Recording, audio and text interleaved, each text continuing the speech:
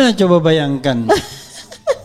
Institusi yang sudah ada undang-undangnya, diangkat dengan prosedur yang benar gitu, nemuin masyarakat aja takut. Ombudsman itu ini lucu, kemarin waktu kita ke ombudsman itu ya, kita udah bersurat 2 kali ya. Kemudian kita temui karena nggak ada jawaban atas surat. Kemudian ketika kita minta ketemu sama komisioner, kita nunggu 1 jam, kayaknya mereka rapat gitu kan, mau diapain. Abis itu setelah kita diterima hanya boleh 2 orang. Gimana nih? Ombudsman. 2 orang itu siapa aja? Ya akhirnya saya dengan Pak Abdul Al-Katiri yang DRTF yang khusus perjuangan. Ini kan sekarang kita lagi perang Badar ya, bukan perang Uhud.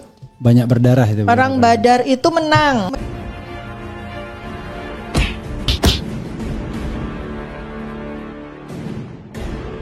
Assalamualaikum warahmatullahi wabarakatuh. Om Swastiastu, Namo Buddhaya, salam kebajikan. Sahabat-sahabat dimanapun juga berada, selamat sore semuanya. Upaya pemburu ijazah palsu memang sangat luar biasa, tak mengenal lelah ya. Di sini terbongkar kembali bagaimana seorang perempuan, dia mengaku sebagai pejuang, namanya Dr. Tipa. Sebagaimana yang saya sematkan videonya di awal itu, ternyata sudah pernah sebelumnya ditolak oleh ombudsman ya pada saat mau ketemu, dan bahkan dalam bentuk penolakannya itu luar biasa sebab disuruh menunggu sampai 1 jam. Alasannya Dr. Tipa bahwa untuk menerima mereka rapat dulu sampai 1 jam.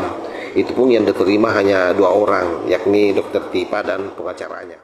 Nah, apa yang terjadi sesungguhnya bahwa mereka ini memang secara alamat.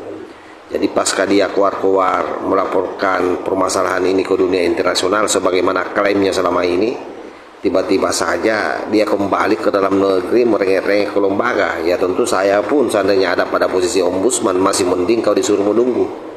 Tetapi seandainya saya suruh usir kamu sama security. Kenapa? Karena kamu ini adalah orang yang tidak percaya dengan lembaga-lembaga yang ada di Indonesia.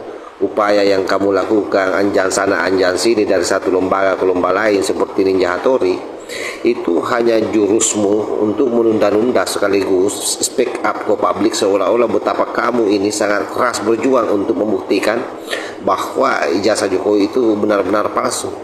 Itu yang sementara kamu lakukan. Jadi pada prinsipnya bagi saya hanya menilai bahwa kamu ini lagi kampasing soal keabsahan ijazah Pak Jokowi, yang orientasi akhirnya sederhana, bagaimana seluruh rakyat ini ragu dengan Pak Jokowi, sehingga kedepannya Pak Jokowi dan seluruh keluarganya di mata rakyat tidak ada nilainya. Itu target kamu.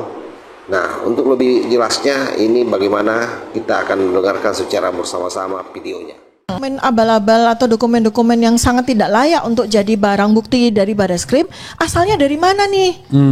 Apakah dari yang bersangkutan? Ya, berarti dia melakukan pemalsuan dan penipuan dong. Atau dia berasal dari UGM? Nah, berarti kalau memang berasal dari UGM yang patut dipertanyakan. Mengapa memberikan dokumen-dokumen sampah kepada Barreskrim untuk mempertaruhkan atau untuk memutuskan nasib orang-orang gitu ya. Itu kan bagaimana nih keadilan? Saya berharap mudah-mudahan Presiden Prabowo at least ya orang-orang yang ditunjuk sama beliau, staf beliau itu melihat ini. Ini baru 1 loh, belum 34 dokumen yang lain. Jadi saya belajar. Kita serahkan kepada orang yang berkeringat. Kata staf, karena seorang menteri apa, wah enak aja reshuffle. Masa yang tidak berkeringat. Mau jadi menteri atau apa? Ya, karena itu kita serahkan pada orang yang berkeringat. Kemarin saya sampai 2 kali ke Kompolnas itu kenapa? Supaya mereka kerja. Oke. Supaya mereka kerja gitu. Hai orang-orang berkeringat, kerjalah. Berkeringatlah. Agar Anda berkeringat lagi gitu. Paling enggak nulis surat lah, berkeringat sedikit. Kita juga bukannya tidak berharap ya. Artinya gini, kita sebagai rakyat itu kan tetap menjunjung tinggi hukum, menjunjung tinggi prosedur yang ada. Ya kan, yang dibuat dengan uang pajak kita loh, itu prosedur itu. Mereka kerja, mereka makan, mereka minum, mereka menyediakan kita kotak makanan, itu kan semua pakai uang pajak. Jadi mereka itu kerjanya harus benar. Saya nggak mau ngejudge ya mereka kerjanya nggak benar atau tidur aja dan segala makan gaji buta, enggak. Tapi yang penting buat saya adalah kita meminta mereka untuk bekerja.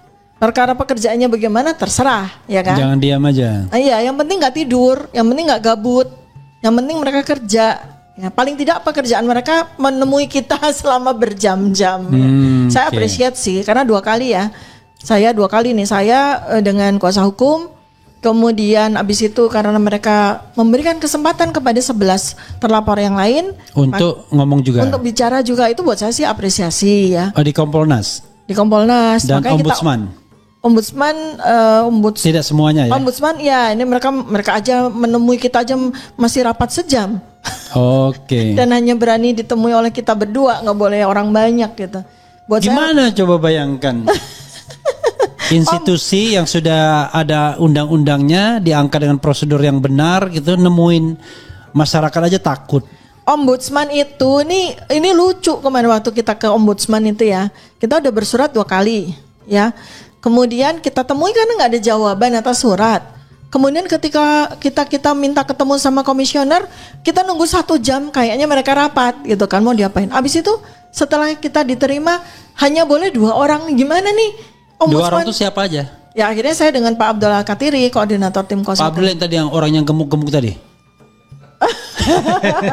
Yang baru saja saya podcast tadi. Akhirnya berdua terus kayak gimana ya, saya dalam hati saya tuh, ini gimana sih ombudsman ini tuh posisi ada di mana? Posisi tuh dia matanya mengawasi pejabat, mengawasi lembaga, tapi punggungnya bersama kita, kan begitu. Ini kan enggak, malah kebalik. Iya. Ini komisi-komisi ini tuh dibayar sama uang rakyat, ya. Mata mereka itu harus memandang tajam kepada pemerintah, kepada lembaga publik, yang dibayari APBN dan APBD, ya. Punggungnya bersama dengan rakyat. Ini kan kebalik-balik. Maka saya senang ketemu dengan mereka supaya mereka tahu bahwa punggung mereka itu harusnya bersama dengan kita. Bukannya punggung mereka mata mereka menatap tajam kepada rakyat gitu. Paling enggak kan kita kerjain lah gitu supaya mereka bekerja. Terus habis itu yang 2 udah beres ya, teman-teman semuanya ya, sahabat RH sekalian dimanapun Anda berada. Yang DRTF yang khusus perjuangan. Ini kan sekarang kita lagi perang Badar ya, bukan perang Uhud. Banyak berdarah itu. Perang Badar itu menang, insya Allah. Karena yang sedang kita usung adalah kebenarannya Allah. Kita ini cuma menjadi alatnya aja. Kita udah dipilih jadi alatnya, ya sudah, kita bekerja, kita berjuang. Setidaknya ada 2 poin. Poin pertama adalah terkait soal bagaimana ombudsman itu tadi memperlakukan Dr. Tipa ini. Benar-benar sangat tidak manusiawi dalam tanda petik menurut Dr. Tipa ya. Tapi bagi saya ini sangat manusiawi karena masih disuruh menunggu duduk 1 jam di situ. Dan apa yang terjadi sesungguhnya itu adalah tanda bahwa seluruh lembaga-lembaga di negara ini sudah tahu bahwa mereka ini adalah biang kerok terjadinya kekacauan di media sosial hari ini yang membuat negara pun terkuras waktunya hanya karena persoalan isu sampah yang dibangun oleh para gerombolan ini. Nah, itu yang sangat kita sayangkan, kenapa di pihak kepolisian sampai hari ini kasusnya ini betul-betul larinya seperti kura-kura. Ada apa sebenarnya? Saya berharap sebenarnya Polda Metro Jaya itu betul-betul gaspol bagaimana supaya makhluk ini semua cepat dipenjara. Yang kedua, di dalam video itu ada 1 poin yang penting juga kita diskusikan.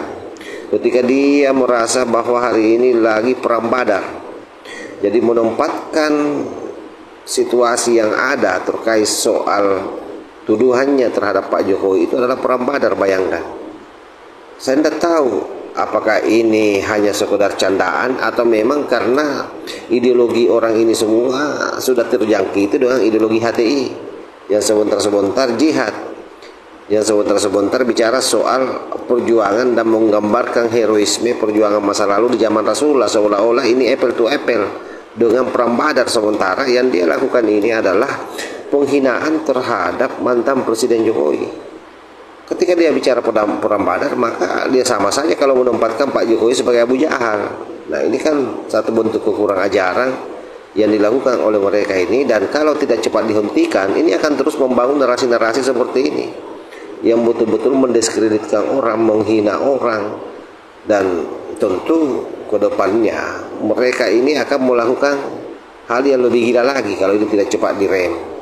Karenanya sekali lagi kita berharap bagaimana efektivitas di Polda Metro Jaya untuk mengusut kasus ini dengan cepat, biar orang ini semua pakai baju orange dan dikandangkan. Dengan begitu maka hiruk pikuk di media sosial ini akan selesai, sehingga semua orang bisa fokus bagaimana bicara soal kebaikan, soal bangsa ini, karena biar bagaimanapun juga banyak hal yang jauh lebih besar sebenarnya, yang jauh lebih bermanfaat yang akan kita diskusikan di media sosial, bukan isu-isu sampah seperti yang dilakukan oleh Roy Suryo di Paris CS ini.